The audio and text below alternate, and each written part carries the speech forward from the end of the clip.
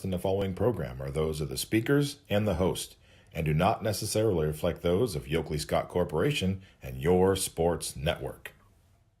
Yeah, I've been closer to Jesus before, so can you help me out? Oh, can you help me out? Am I on my own? Am I on my own? But can you help me out? Am I on my own? Am I on my own? Or can you help me out? Can you help me out? I've been scared to look in my soul.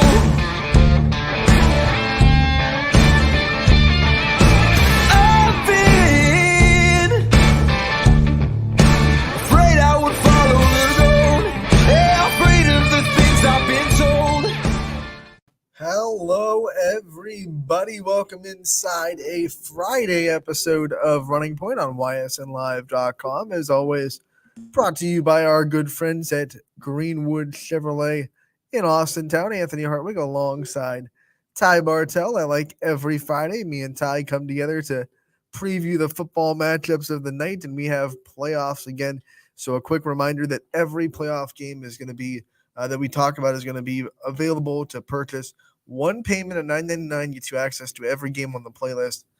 Pay-per-view is going to be the form of payment, and if you're paying for anything that's not $9.99, it's not us. So don't be tricked by spam ads or anything like that, or any links that you pop up on any of our stories. If it's not $9.99, it's not us. Don't fall for the trap. Yeah, but $9.99 will get you access to all the games that we do have on the network tonight. So if you're going out and supporting tonight too, which we do encourage you, get out there, get to a football game, be in the crowd, and experience that atmosphere. But also while you're in the crowd, go ahead and throw that $9.99 too on the YSN airwaves too, and you'll have access to all the football games just about happening in the area. If you're wondering what games we're going to have, what game are you going to have, YSN? I don't know. Go to ysnlive.com/live. The whole list of the games that we'll be broadcasting tonight are going to be there. Buy your tickets early, I would say, for the virtual ticket. In case you run into any kind of technical issue, you can get it fixed before kickoff. That's why it's always smart to not wait until 6:45 to buy your virtual ticket. With all that being said, it is time to get to our football previews and our playoff games tonight. We will start with like we always do, the game that is first alphabetically based on the away team, and it is your game, Ty. Akron St. Vincent St. Mary coming into Austintown. Fitch, I'm sure you've done a lot of homework on this game. We've seen St. V's before this year. They were able to knock off Ursuline. What do you have on the Irish, and what should fans expect in this game with Fitch? Like we said too, and I think I was talking a little bit with Anthony Romo a little bit about this on just the defense that is presented by St. V's and how good their run defense is up the middle. Linebacker core is really talented on St. V's side. Maybe not the most size up front on the D line, but they definitely have a plethora of godly linebackers in that second wave of defense that can make those tackles and stop backs, and that's been their bread and butter all season, is being able to stop that run game. A lot of defensive games this year where St. V's has actually played really, really good defense. But in these last couple weeks too, in the regular season before, Walsh Jesuit, another solid team too, handed them a 41-14 loss. And they played Cleveland John Hay last week, but that John Hay team was a little suspicious too. We talked about too after Beaver Local handed them a big loss. This is a very talented St. Vincent St. Mary's team, but I do think Fitch has that. They have that advantage right now, at least size-wise in the trenches. And if they're able to maintain that, they're going to have to watch out for that second wave of defenders. The linebacking core is where a lot of that strength is in the defense for St. V's.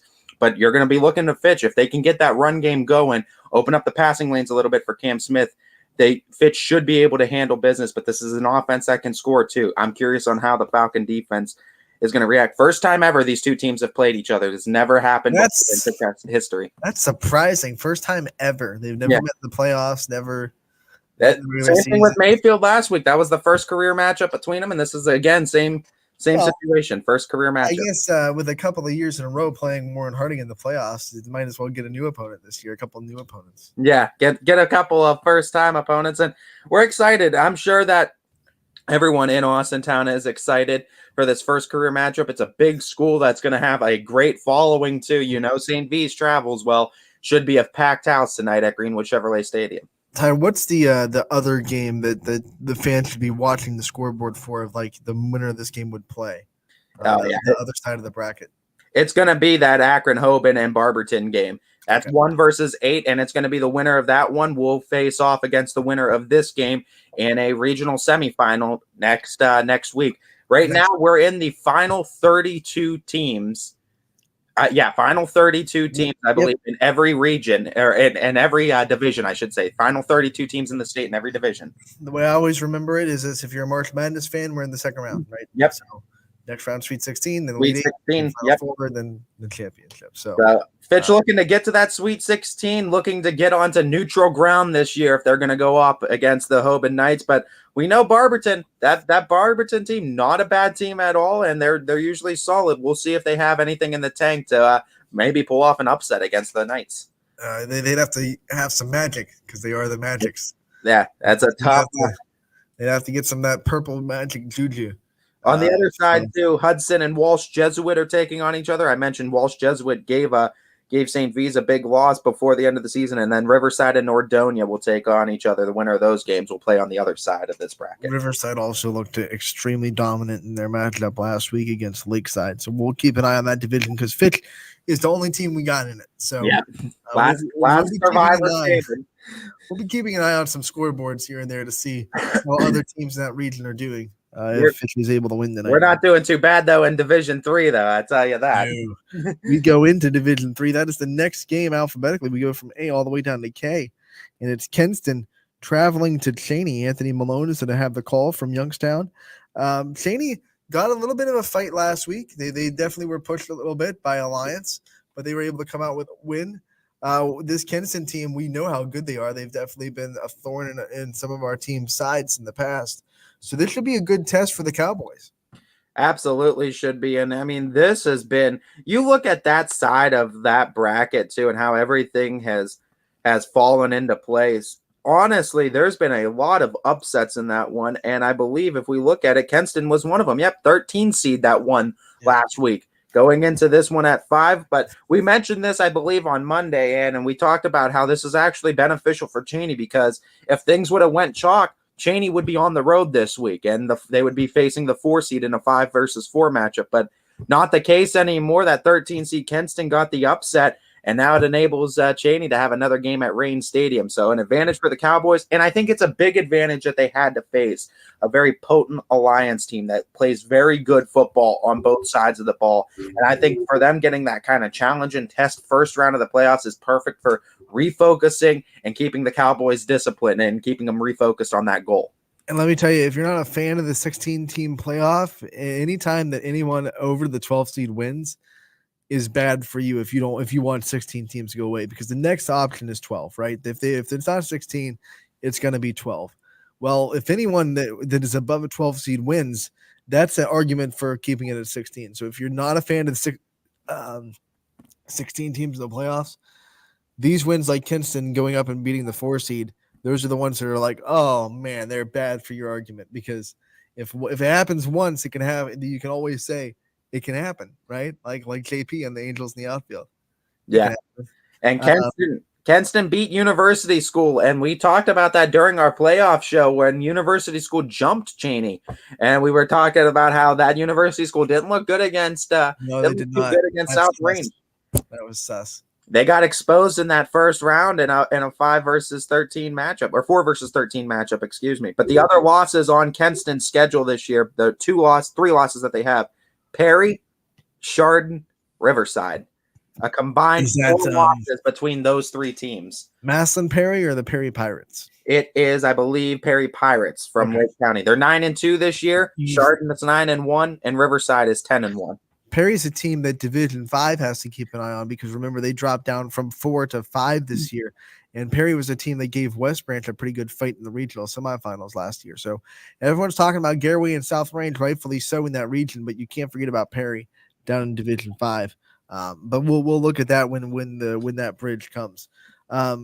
Cheney, this is all new to them, which I think is the most impressive because they weren't in the playoffs last year. It's a rejuvenated football program, so none of these kids have really been in a playoff atmosphere.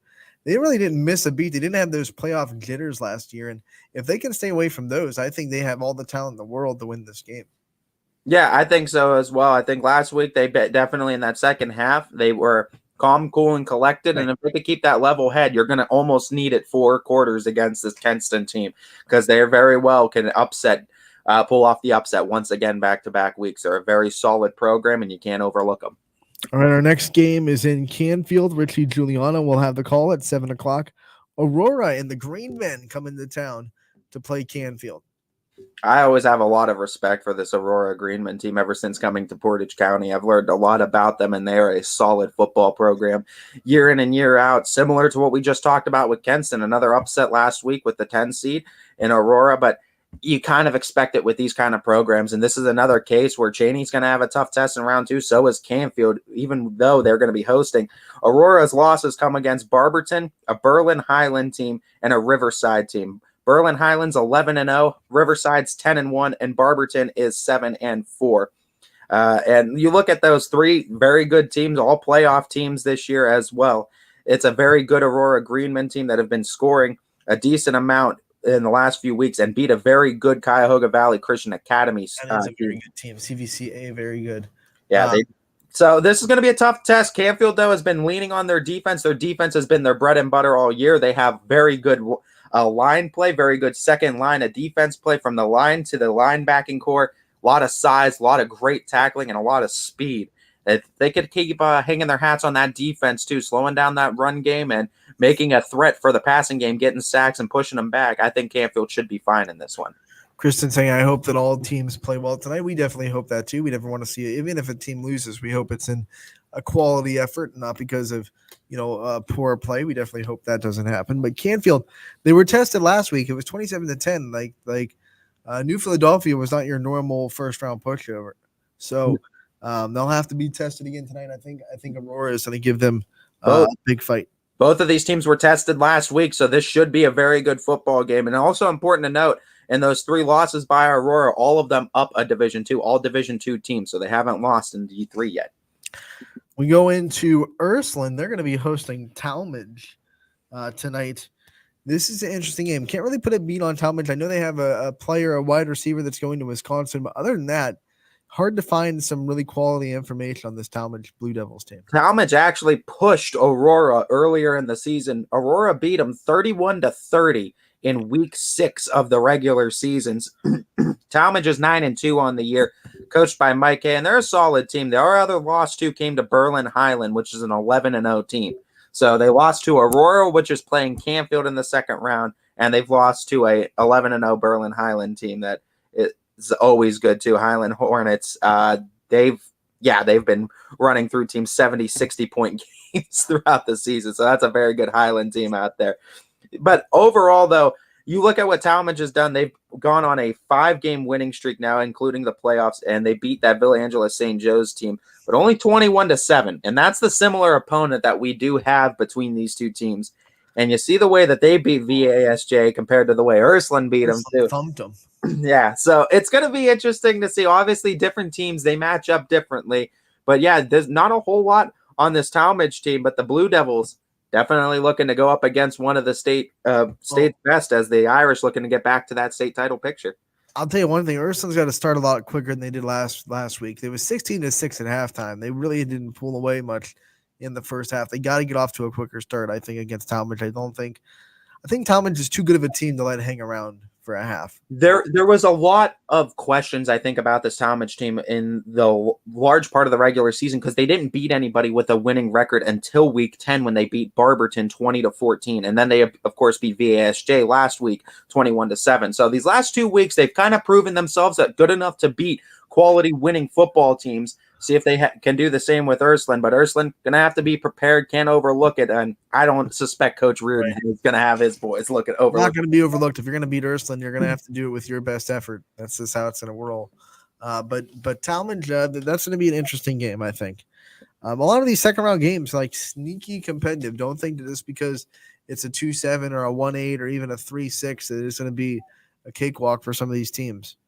No doubt. And then we also see Geneva and Chardon in that same region. They're going to be playing as well, and that's going to be a big game because I believe it's going to be that one. Whoever wins that one will be taking on the winner of Kenston Cheney. And then, of course, Canfield Aurora will play the winner of Talmadge Youngstown, or Talmadge Ysn, excuse me. Speaking of 1-8 matchups that might be sneaky competitive, Struthers going to West Branch, and Struthers is really hot right now. They took care of business against Edgewood emphatically, didn't miss a beat.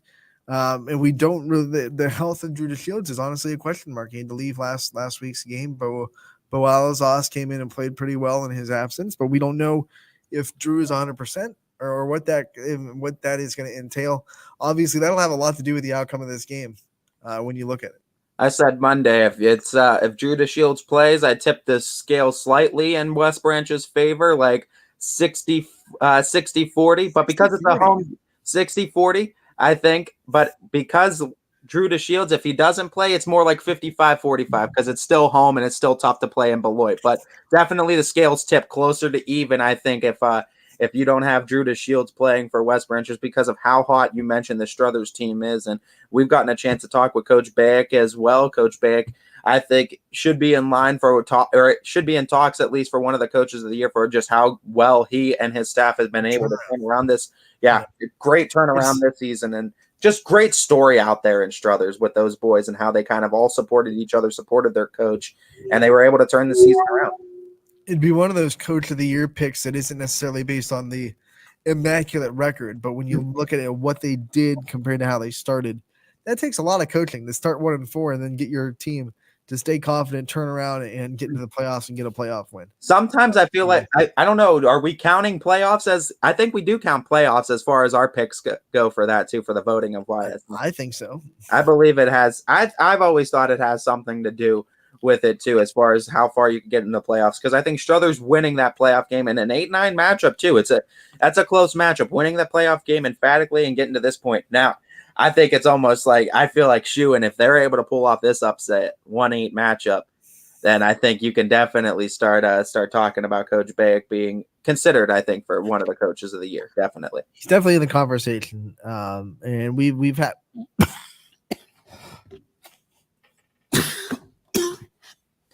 We've had a bunch of coaches though this year. We've that conversation. You know, we'll probably have those postseason awards coming out soon because we've started that conversation. We've had all of our announcers kind of throw their votes or I shouldn't even say votes. I should say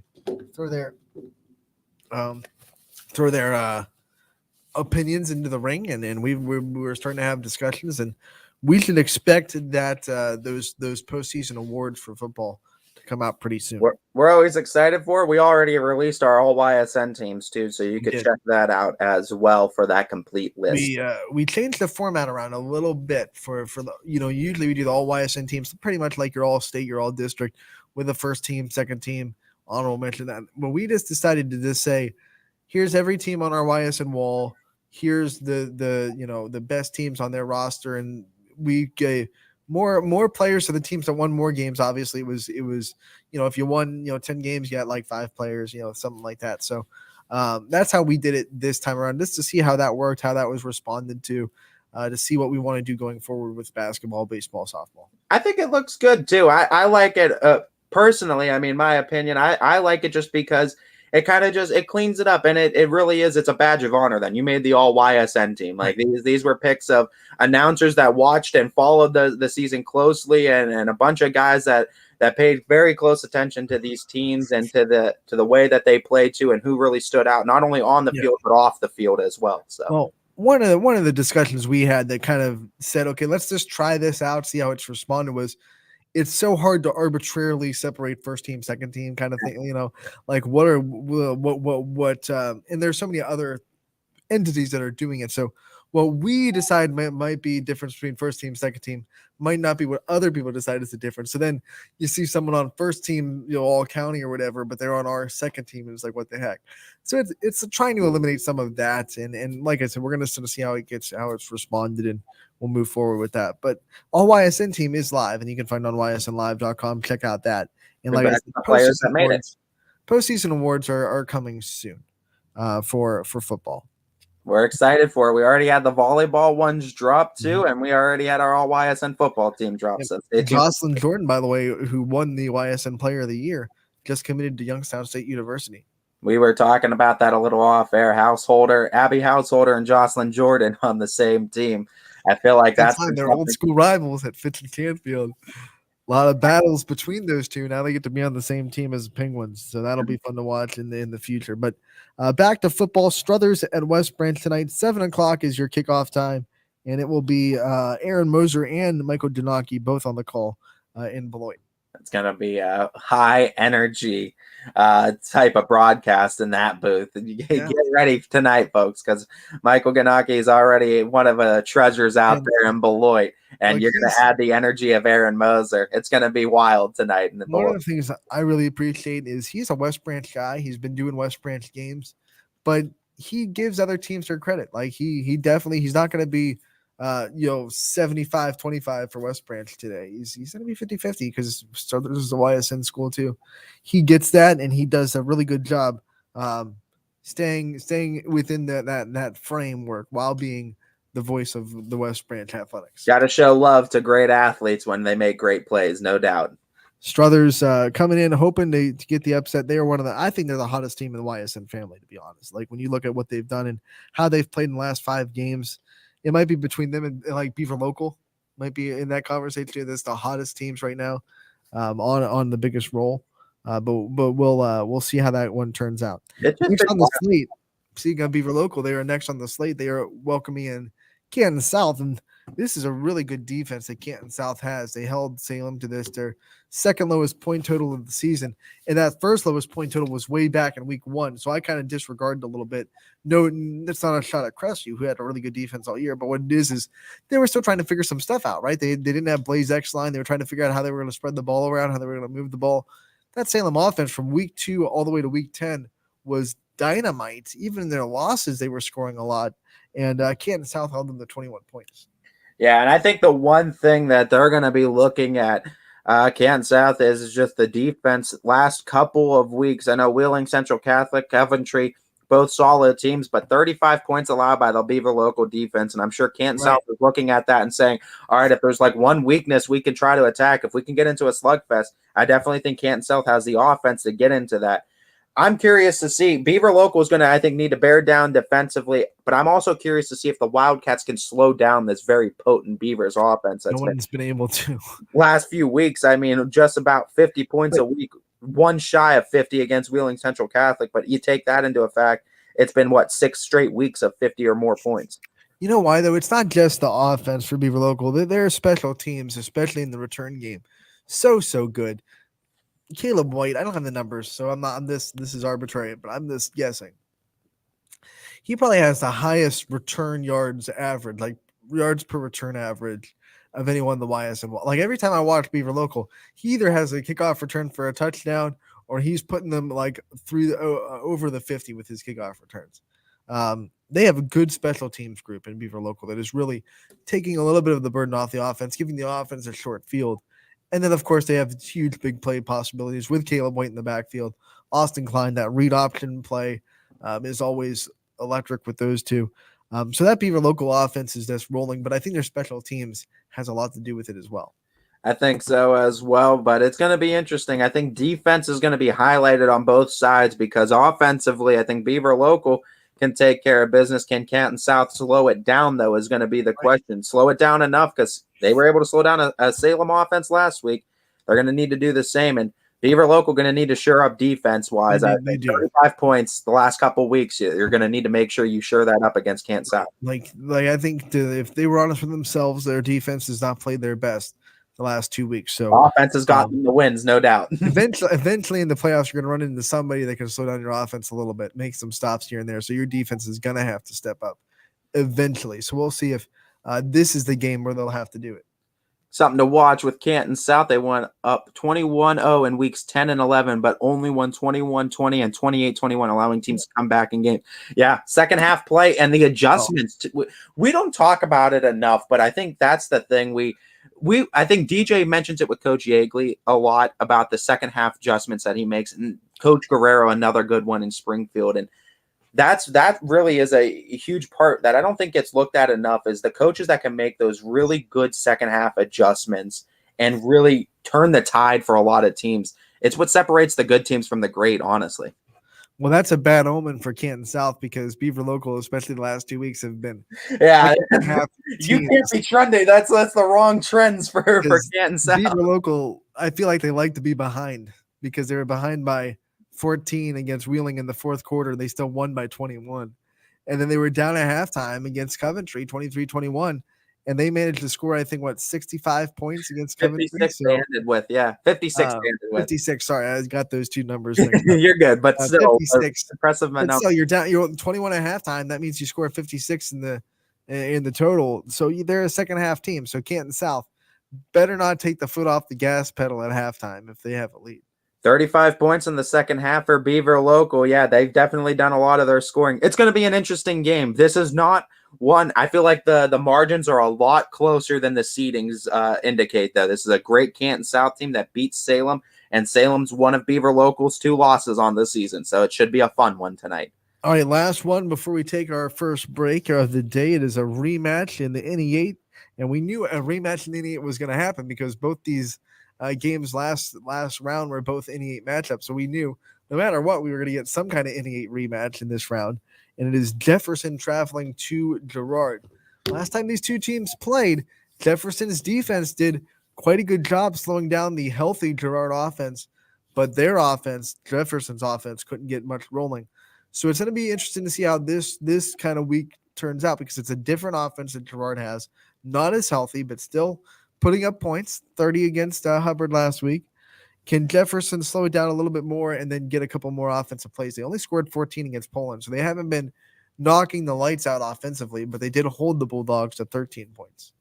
It's going to be interesting to see, because Jefferson, like you mentioned, and that's the one consistent factor all season long, is that Jefferson's defense has played superb, with the exception of a couple games against Struthers and South Range middle of the season, that they allowed 40 plus against both of them. But ever since that point, they got refocused. 13 against Poland, 7 against Lakeview, 13 again against Poland. I'm sorry, but if you hold Poland in 2 out of 3 weeks to under 20 points, to under 14 points, your defense is doing pretty well, because that's a solid Poland offense that pushes you around, bruises you, and to get into a defensive battle and come out on top twice. That says a lot about that Falcons team.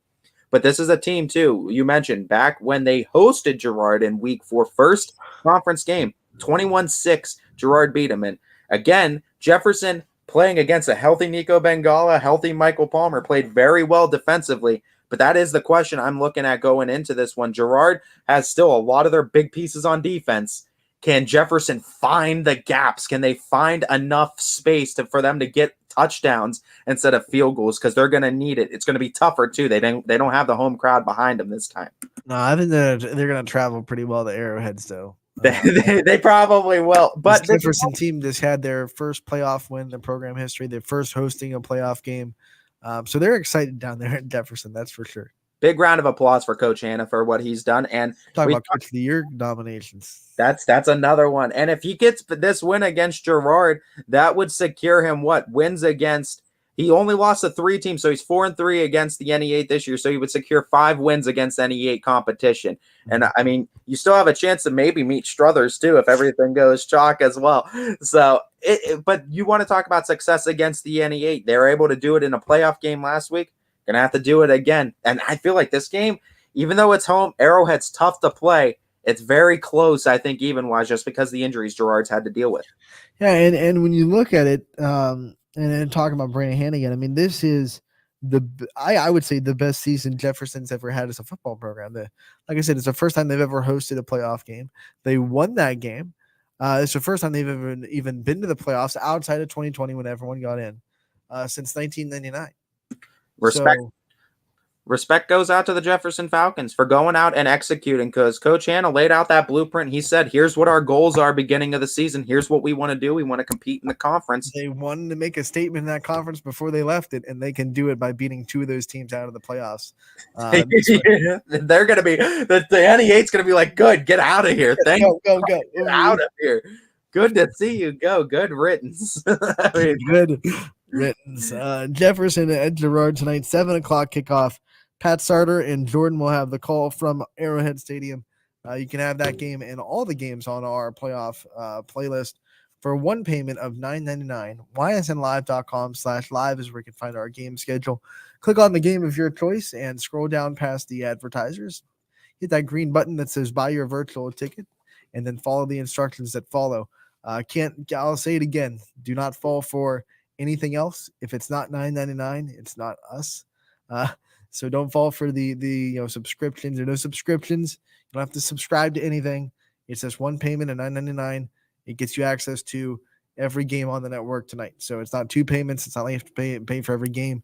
It's one payment. And I sound like an infomercial payment. Commercial host for just one payment of $9.99.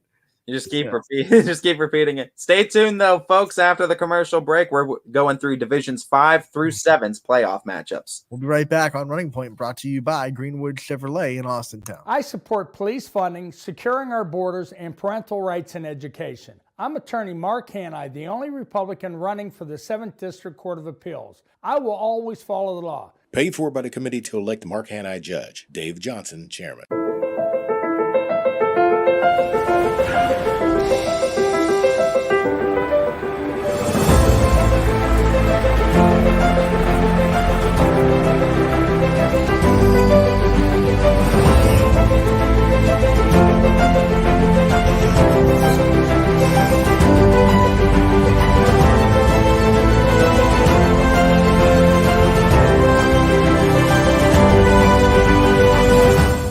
Fall is in the air. The kids are back to school, crowds are cheering for the home team, and Myers Family Insurance is prepped for another crazy Medicare season.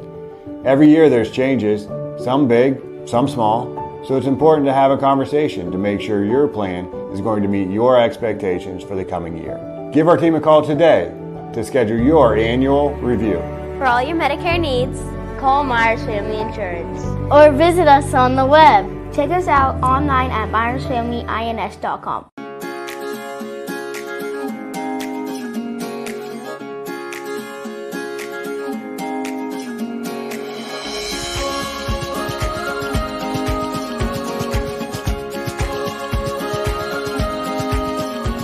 Locally owned and operated, Sheely's relaxed shopping experience means browsing and lounging is always encouraged.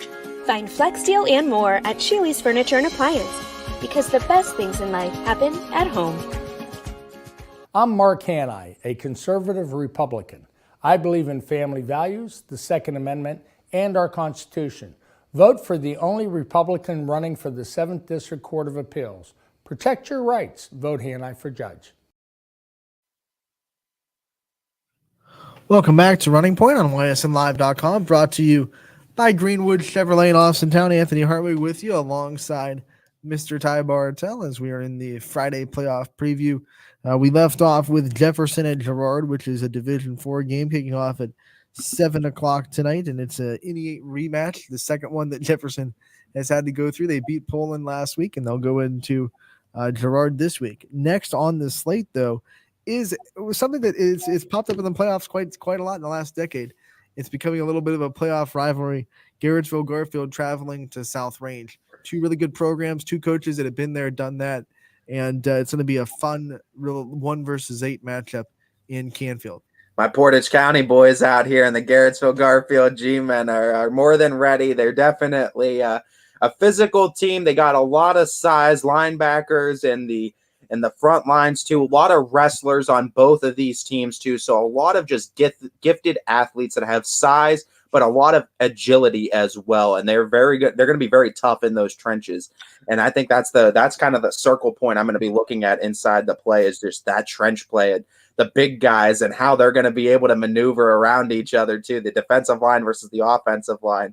I mean, you've seen them too, Anthony, all season long. That South Range team, they're full of a lot of size as well. This is going to be like two brute bodies going up against each other. And I've said it before, even though this South Range team is scoring, their offense is good. I'm not trying to say that their offense isn't good anymore, but I think this year more than any other year in this especially this run, this like since 17 when they went to the state semis, this run they've had in the last 5 years. This is one of the best defenses that I've seen South Range have. It's just totally locked down. Even on the Struthers game, when they gave up 5 turnovers, their defense held the Wildcats to just 13 points. They've been so hard to score against. When you add that to the fact that their offense is a big play possibility and does find ways to score, very tough team. But I'm going to be interested to see this game, how much of that Brookfield game was a fluke for Garrettsville Garfield, or how much of it was actually like their identity. Because that Brookfield game was one that they probably burned the tape after because it just nothing went their way. But Brookfield, especially on the defensive side, going to be pretty similar to South Range, going to be pushing them around, trying to force Garrettsville Garfield to be a little bit too one-dimensional. It's going to be interesting to see. Does that help or hurt them? What does Garfield bring to the table to get a little bit creative? Because you can't get one-dimensional against this South Range defense. Yeah, and I think that's going to be, does it help or hurt him? Is that tape going to be useful to a South Range team that runs something similar and finding maybe a blueprint and how to beat them? Or is that helpful for Garrettsville Garfield to get themselves exposed to that kind of play style and just be ready for it, recognize it, and kind of know how to deal with it a little bit before a matchup? It's going to be interesting. And I know South Range, they've been playing against a dominant schedule all season too with the NE8 and even in the out-of-conference schedule. But if there's teams inside this region too, there's a couple YSN teams that are still alive in this region. I know, and they're looming in the next couple rounds too. I mean, Garfield this week, and then if South Range wins, whoever wins, probably will have to deal with Mooney. We're hoping so too. For YSN's sake, Mooney pulls off the upset. And if you want to talk about two of probably, I'd say, the toughest teams, despite their seeding wise, that South Range are going to have to get through in this region, those might be the two teams I say. I know it has Garraway that's undefeated. Yeah, and then after those two, it's like Garraway coming to town. Yeah, Garraway's undefeated too, but I feel like South Range might have an advantage against Garraway, though. Garraway still has to get through Perry, and Perry's a really good football team. So don't count out the Pirates either in that bottom half of the bracket. This D5 is a gauntlet, no doubt, and it's going to be fun to see who comes out on top of it. But we're happy, no doubt, that this is an all YSN matchup. No matter who wins, we're rooting for them going forward. Me and Richie were watching Garraway film, off the air before the show started in the office. They have a guard that's like 300 pounds. It got to be at least 6'3". It's like, geez, this is a man among boys out here. Yeah, they definitely. They're a big Garraway's got some line. Very big line when you look at Garraway. That matchup happened last year. South Range won by 14. So we'll see what happens if those two teams are fortunate enough to meet each other later on in the playoffs. But tonight it is Garfield at South Range. 7:00 is your kickoff time. DJ Oakley will have the call for you on that one from South Range. It's the last home game for the Raiders. If they win or lose, it's the last home game. Because next week will be the start of the neutral site games for the playoffs. It'll also be next week, I believe, the first week where they switch from all on Friday to staggering them to Friday and Saturday. So I think next week we're going to have games on both Friday and Saturday in the regional semis. I believe you are correct. Yep. All right, so we go into the next one. It is Cardinal Mooney at Norwayne, 7:00 kickoff. Jamie Thompson and David Williams will be making the trip to Norwayne to call this game. Mooney, they already got the big road upset last week, and they didn't look phased at all by hitting the road. Can their offense do what they did last week? Because that was the best offensive output that we've seen from Cardinal Mooney by far all season. If their offense scores like that with the defense they already bring to the table, good luck beating this Cardinals team. They don't give up a lot of points, and they haven't given up 30 all season. I mean, they've kept teams under 30, and that's playing up divisions all season long. And it's a Mooney team, like we said, they just need a spot at the table, and they can wreak havoc. I mean, they absolutely can. They're kind of just like feeding a gremlin past midnight, right? It's something you don't want to do. You don't want Mooney at the playoff table because they can crush a lot of dreams once they're there. And they did it last week, and they're looking to do it again. And they definitely have the capability to do so, despite their record, despite where their seed is. You look at who they lost to. I know they lost 2 games before the playoffs, but it was to a Division 4 Steubenville team, up one, and a Division 3 Ursuline team, both of which are still alive in the playoffs right now, and both of which have very good chances of making state title runs. One of their losses record-wise, they won. It was just they were forced to forfeit. So even that one is one that you look at and you go, okay, it's a loss on the record, but really they won the game. So yeah. But this is a Mooney team, though. Defensively played phenomenal against Ursuline. They played really good earlier in the season against a Cheney team, and they played really good against Boardman earlier in the season. Right. Those were all losses, but the defense was not the issue in that. Exactly. So, but their offense was not an issue last week at all against statistically a really good Edison defense. I think our boy Ashton O'Brien AOB was keeping a little bit in the tank for this moment too, to make these kind of runs as well. And you're getting to see exactly what he can do and what he's capable of too. When he's at his best, man, he's a dual threat passing, running quarterback, and he can really make that machine move in the Cardinal Mooney offense. And if he's able to do the same thing he did against Edison, they can definitely get past this Norwayne team and get themselves into the Sweet 16.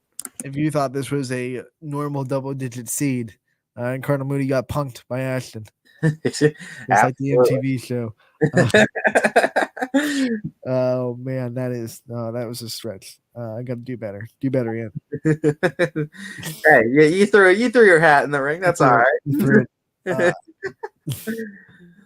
Let's just move on. Move on to the David Goliath matchup.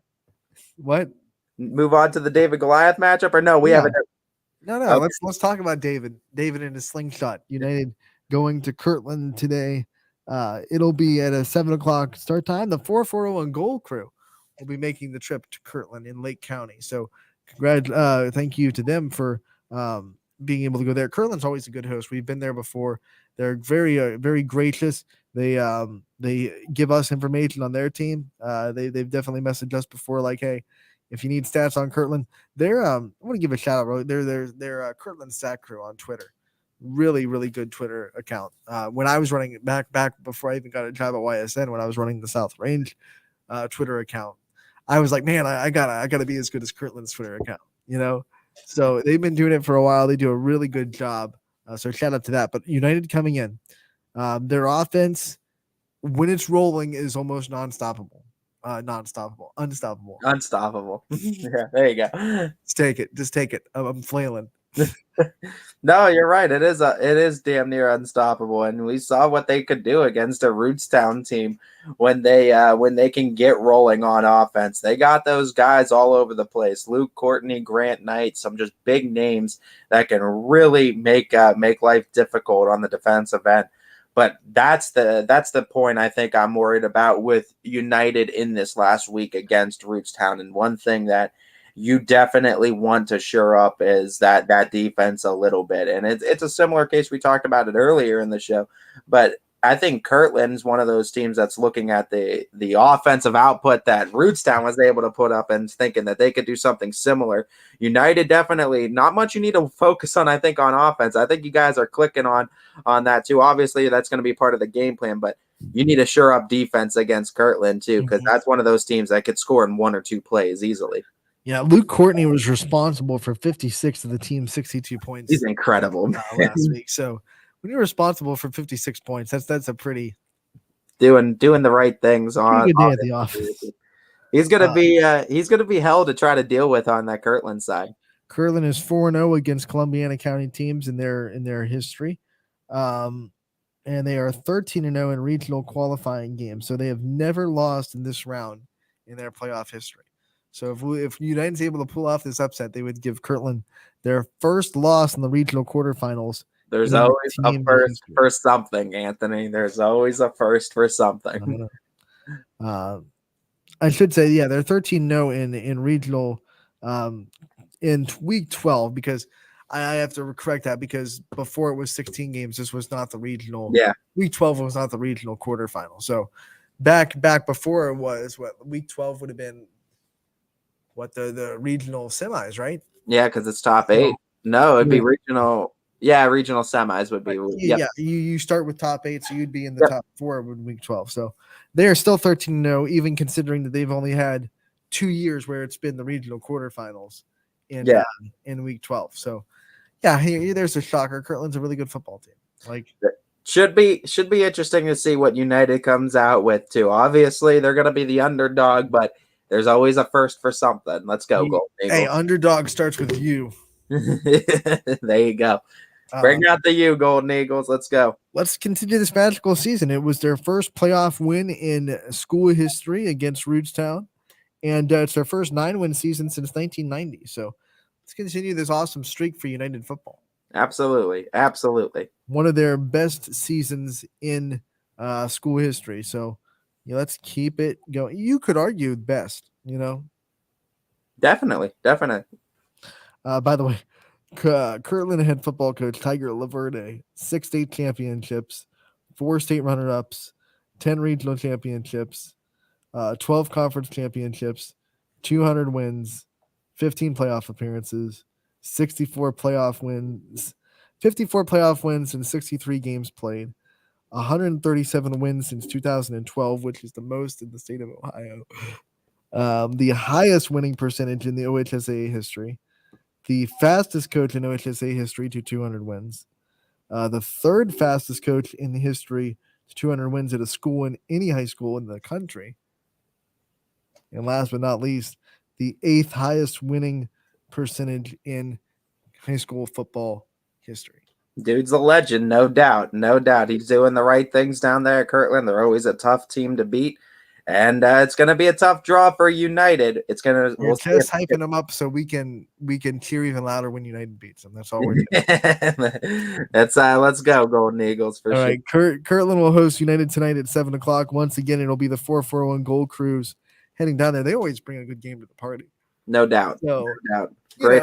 Maybe they'll bring their good mojo. We'll have at least a competitive game tonight between United and Kirtland. That'd be something too. Even if United does fall in this game, if you go into this one and you give Kirtland a game and you push them to, there's a lot of respect to be had for that as well. All right, let's go. Next in the lineup, it is Brookfield traveling to Dalton. Matt Morrison and John will have the call. 7:00 kickoff. Brookfield looks really good. They've looked good since week 1. Like, this team is on a tear. They definitely are. 10 consecutive wins. It's a tough team though in Dalton that's going up a division. Yeah, so they're gonna go up a division, and they're gonna have to go up against some tough competition. Dalton took care of business in the first week of the playoffs, but this is a different animal in Brookfield. It is, because remember, they played Jackson Milton, who had put together a really good season, but not really used to that playoff atmosphere yet in the UT's program. Brookfield's used to it. They've been here before. They've been here plenty of times in this atmosphere with this coaching staff.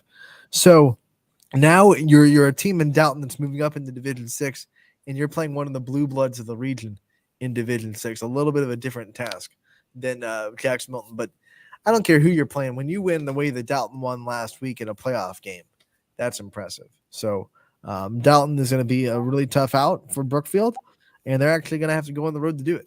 Brookfield, the lower seed in this game. Yeah, so Brookfield right now in this case going to be going on the road.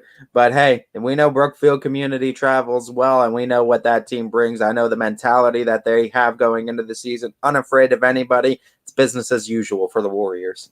Valley Christian going to host Cuyahoga Heights tonight at 7:00. Alec Caberna will have the call here. I mean, no rust at all from Valley Christian after the week off in week 10. Yeah, they were flexing their muscles, and I mean that running back trio that they can really utilize, headline too by someone like Sir Mixon, John Terrell Mixon. That man is something else too. Cold-blooded, as our friend Andy Hake would say too. It feels like he is. Whatever you want, he's a dog. Whatever you want to describe him as, man. He's just got that mentality where it's almost like he's almost like a shark. Where when he sees a hole, his eyes just turn black and nothing stops him from getting through it. You know, one of those things like where the shark's eyes roll over. Yeah, when they're fighting something. It's kind of like that when he finds a hole in the offensive line. It's like his eyes just roll over and it's just nothing stopping him. That's like, even if he doesn't find one, he's big enough he could just steamroll through it and I make my own holes. That's fine. I mean, the man is on a mission. I got my shovel. I'm making my own holes. This whole Valley Christian team's on a mission, and they're going up against the Red Wolves. And by the way, I love the name for Cuyahoga Heights. Why, I'm gonna give you some why can't this respect. be the Wolves? Like, or the Red Oh, Wolves? there goes Ant too. Can't stand the color schemes. We just get off the Golden Eagles, and he can't stand the Red Wolves. We got the Red Dragons. We got plenty. Okay. Dragon makes sense. Golden Eagle, there's actually a bird called the Golden Eagle, so it's a species. You don't think there's a red wolf? There's a I'm red gonna look it up. I'm gonna look it up. Wait. They're not actually red like the red you're wearing. No, they're not the city red. But There's red actually a wolf. species of wolf called the red wolf. Then I will let up my criticism, but I want to look because I don't think there is. I'm pretty sure there's a red wolf. I'm pretty sure there is. I don't claim to be a zoologist, Ant, but I'm pretty sure there's a red wolf because I think they have them at the Cleveland Zoo. Yeah, there is. There's a red wolf. I'm pretty sure there's like a red wolf lodge or something. All right, but I still don't like it. Trying to be too fancy. Let me say, I hope the Valley Christian Eagles do win too. I was just giving respect to the name. I like the Cuyahoga Heights Red Wolves. It rolls off the tongue nice. They're a solid team, but Valley Christian's been a team on the mission, headlined by phenomenal coach too. Another guy you want to talk about, coach of the year qualities too. I mean, Andy Haig, definitely 10 wins this season too, 9-0 in the regular season, the playoff win last week. It's a Valley Christian team that's been answering every challenge that they've faced so far too, and he's really done a great job over there this year. Talking about Coach Haig. That reminds me, like, is there actually a species of wolf called the timber wolf, or did the Minnesota just make that up? No, there's a timber wolf. Okay, I didn't know. I thought it was maybe less like a forest wolf, and they like go timber wolf. You were like hypercritical of like wolf culture. Not having it today. Not having it today. There's a wolf, nothing else. No other species. Wolf, you know. There's one wolf. Oh my goodness. The Cuyahoga Heights big bad wolves trying to blow down blow down the house of Valley Christian, but I don't think Valley Christian's gonna have much of that today. 7 o'clock kickoff. Alec Caberna on the call. This is a matchup next that we've been waiting for. Springfield at JFK. 7 o'clock kickoff. Dom O'Brien will be on the call. We had to time this one perfectly too, because if we started the show with this, we could have ended up talking the whole hour that the show allotted for this matchup, just because it's the matchup I feel like we've hyped up since back in July, I think is when the regional. Yeah, whenever Springfield was announced to be back down in Division 7, we're like, whoa. Yeah, like that's gonna be an issue probably for JFK down the line. They're gonna be an issue for each other down the line somewhere, and it comes in the second round. And for JFK, they get a home game, but like, does JFK just travels places too, and their community goes wherever they go. Is it Liberty this week? I think so. Liberty this week, I believe. Yeah. This is the matchup we've been looking forward to. In Springfield, you want to talk about another one of the teams that might be hottest in the YSN network. 7 consecutive wins now for the Tigers after an 0-4 start. You remember when they were going into Mineral Ridge and we were like, this could be the season for the Tigers. They could start off 0-5. I think if they lost 0-5. It's a tough hole to try to climb your way out of and get a playoff spot, no doubt. But yeah, they were able to turn that game around 20-12 in a victory, and they haven't slowed down since. 7 consecutive. And here's the thing about the defense I want to highlight about the Tigers too. They've given up 7 points in the last 4 weeks. 7 points, 3 shutouts. They gave up 7 points to Jackson Milton. They shut out Reserve, shut out Sebring, and shut out Matthews. 7 points in the last 4 weeks. I don't care what teams they're playing. That's phenomenal defense, and that was a good Matthews team too that they shut out as well. It's definitely one case where JFK it's a good Matthews offense, that's for sure. Yeah, these are 2 really good programs too, and JFK has been there. They've done that. They've handled their business against teams like Springfield that are good programs they're perennials in these playoffs every year. This is just 2 teams that have no fear for each other. There are 2 teams where the winner of this one you would likely think might be a favorite to go all the way then. I don't care about the rest of the division as much, but I feel like, not that I don't care about it, but I think like these 2 teams, just because of what they bring program-wise, culture-wise, they have to be considered, I think, the favorites at least going forward in Division 7 with a Lowville team looming right there behind them. You know, I just thought about this, but whoever loses this game, because someone has to, unfortunately, it's going to be their first like early exit in the playoffs in quite some time. And that's going to be tough. And this is going to be one game too. I think this is the most that JFK will be pushed this early in the playoffs, probably ever. And like maybe ever, at least the last, I'd say, decade for sure. They're definitely going to get pushed. And, Coach Guerrero, whether they win or lose, Coach Guerrero and that whole Springfield Tigers team, they're going to bring New Middletown with them and buy the buses if they need to support in this game. They're going to be ready. They're going to be prepared, and they're going to give the Eagles their best shot. One of the teams that beat Springfield is Lowville, and they have a Lucas team coming to town. Seed-wise, this is a game where you go, oh, well, Lowville, they're going to be okay. But I've said it before. I'll say it again. Lucas is a team that knows how to win the playoffs. They're a program that has definitely made deep playoff runs before. I wouldn't count that team out because of the pedigree. Any team that kind of knows how to win the playoffs can be dangerous. Lowville's over here just like counting wins. Just like, how many more can we collect this season? Vinny Balone and company have been absolutely out of hands. Yeah. Fingers. And that's why I wanted to correct myself in saying that I don't care about anything else in this region too, because if you can't care about the Rockets, I don't know what you've been paying attention to. Because your blood pulse. Yeah, Lowville has been, oh my goodness. Anytime you try to question this Rockets team, you try to question Balone and company and say, all right, this could be the team. This could be the team that kind of puts the stop to Lowville season. Like, no, we're good. I feel like everyone's like waiting for them to like. I know it's not that, but it feels like sometimes everyone's waiting for them to lose because it's like, okay, this is going to be the test. Okay, this is going to be the test, and they're just like pass. A first kid to turn it in. They've done their studying. They've done their studying. They don't even need to study. They're just show up, do business. They're like that kid that turns the test in first. The one that's really no one wants to turn in their test until that one kid stands up and does it. And it's Lowville. Lowville's turning them in first, and they're passing. I just want to recognize real quickly too that Lowville's defense too has been overshadowed by great offensive play, but there's only been 3 instances this whole season where they've allowed over 20 points, and it was 26 to Waterloo, 20 to Jackson Mountain, and 24 to Springfield. Outside of that, under 20 defensively. Look, in the games that they have been tested a little bit, their defense stepped up big, because that Springfield scored 24. But there were a couple of drives where Springfield had a chance to take a lead, defense bowed up, and then the offense took care of business in the fourth quarter. Middle Ridge held Lowville to their lowest total of the season, but their defense just second up it and said, okay, we're going to hold you down to 7. You held us 21. We're going to hold you to 7.